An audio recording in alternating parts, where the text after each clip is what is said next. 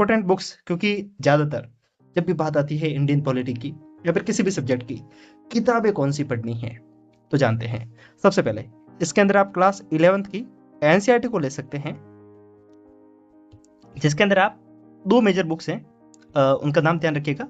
एक तो है Indian constitution network, Indian constitution. देखिए मैं जब भी आगे कॉन्स्टिट्यूशन लिखूंगा तो सी करके ऊपर एन लिख दूंगा, क्योंकि पूरा लिखने की मैं जरूरत नहीं है, आप थोड़ा बेसिक रूप से समझेंगे तो मजा आएगा।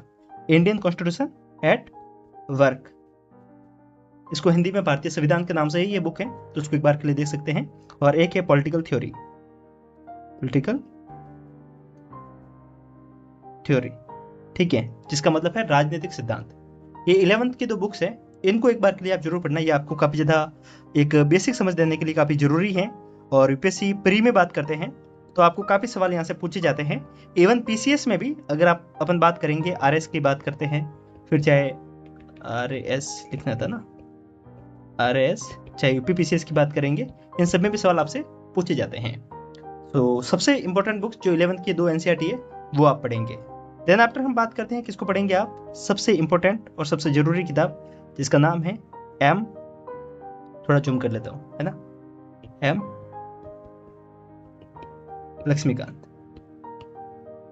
एम लक्ष्मीकांत पढ़नी जरूरी है।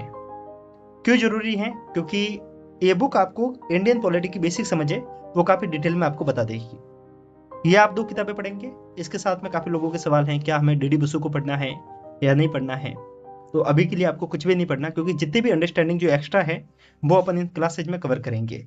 सो आप अभी के लिए इन 2 रिसोर्सेज को पढ़िएगा, आपका स्टैटिक का पोर्शन कवर हो जाएगा। इसके साथ में एक चीज और पढ़ सकते हैं जो कि आपके लिए इंपॉर्टेंट है, वो है न्यूज़पेपर। आपको न्यूज़पेपर क्यों पढ़ना है? क्योंकि इंडियन पॉलिटी सिर्फ स्टैटिक नहीं है, हर रोजाना हमारे कॉन्स्टिट्यूशन में कुछ ना कुछ अपडेट होते रहती हैं।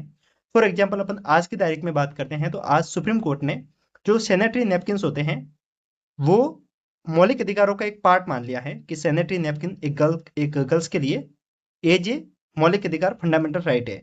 तो आप समझ सकते हैं कि हर बार कहीं ना कुछ ऐसी बातें होती है जो कॉन्स्टिट्यूशन को प्रभावित करती हैं, तो वो हमें पढ़नी रहेगी। ठीक है, तो ये हमने बात कर ली बेसिक हमें किन किन बुक्स को पढ़ना है।